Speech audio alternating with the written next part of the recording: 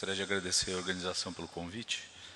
Então, nós vamos falar agora, dar algumas dicas de como a gente vai fazer para fixar como é que a gente vai tratar o joelho flutuante. Mas antes de mais nada, a gente precisa lembrar que o joelho flutuante é muito mais do que uma lesão óssea. Normalmente, o paciente que possui essa patologia, normalmente ele é vítima de um trauma de alta energia, que ele tem inúmeras combinações de outras lesões. Normalmente, esse paciente politraumatizado ele tem um ISS de pelo menos 16, de média de 16. Ele pode ter um trauma craniano associado em até 14% dos casos. E em quase metade dos pacientes, a gente vai ter outras fraturas. E até 69% dos casos, com certeza muito mais na tíbia do que no fêmur, a gente vai ter exposição de pelo menos uma das fraturas. Então, são casos muito complexos de pacientes com alta energia, com grande lesão de partes moles. E quando a gente vem num paciente como esse, a gente precisa pensar que, por ser um paciente politraumatizado, a gente vai precisar fazer o protocolo do ATLS e atender adequadamente esse paciente da seguinte maneira. Vamos ver o paciente, ver quando ele está estável, para a gente pensar no tratamento que nós vamos fazer. Depois do protocolo do ATLS, o que a gente vai fazer? Normalmente, esse paciente ele necessita do controle de danos, eventualmente o controle de danos à vida ou o controle de danos ortopédico, dependendo de como ele se apresenta.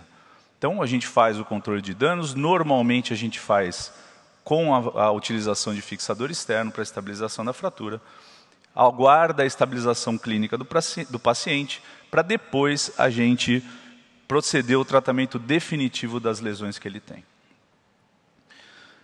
Tem que lembrar que esse tipo de trauma é um trauma que tem um alto índice de complicação, né? Por lesão de partes moles, por um risco maior de infecção, por ter algumas lesões intrínsecas do joelho, eventualmente com lesões ligamentares associadas, que podem atrapalhar um pouquinho na reabilitação desse paciente, e algum índice de não união dessas fraturas, que a gente tem que prestar atenção nisso tudo.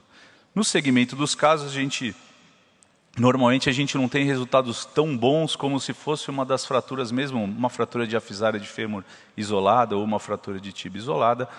A gente teve a oportunidade de publicar um trabalho ano passado no Injury, mostrando que realmente a dificuldade da reabilitação desses pacientes é muito grande por conta do trauma de alta energia que esses pacientes são submetidos.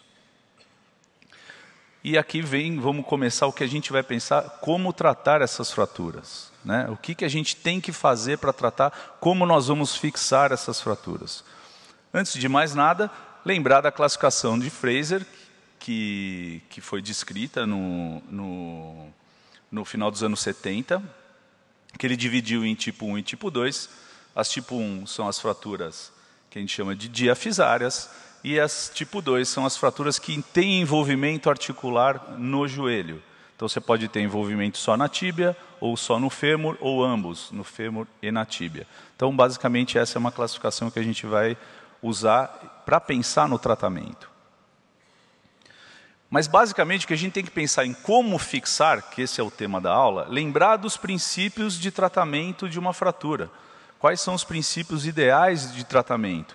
É uma boa redução, a fixação adequada dessa fratura e pouca desvitalização no foco da fratura. Então, quanto menos a gente agredir, maior a chance de a gente ter um melhor resultado.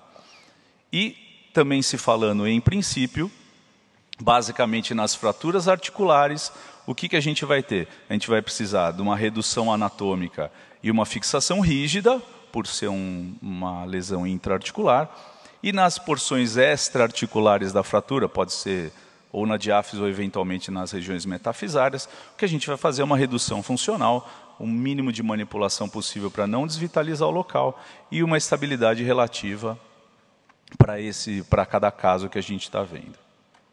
Então, basicamente, de uma maneira geral, óbvio que não é para todos os casos, o que a gente vai acabar fazendo nas fraturas diafisárias, nós vamos utilizar muito mais hastes, e nas fraturas periarticulares ou na região periarticular, a tendência maior é da gente usar as placas, porque a gente muitas vezes precisa de uma fixação rígida no local.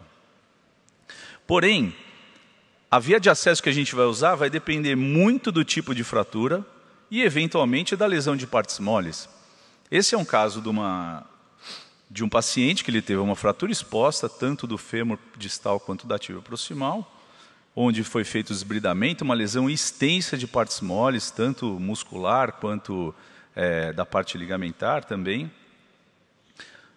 Assim, quando ele teve o controle de danos, foi assim que saiu da primeira cirurgia, do desbridamento e tudo mais, e no final ele já meio que tinha uma via, a gente teve que meio que respeitar essa via, né, utilizar o mesmo para não fazer outras incisões, não lesar mais a pele, para a gente fazer a fixação definitiva depois.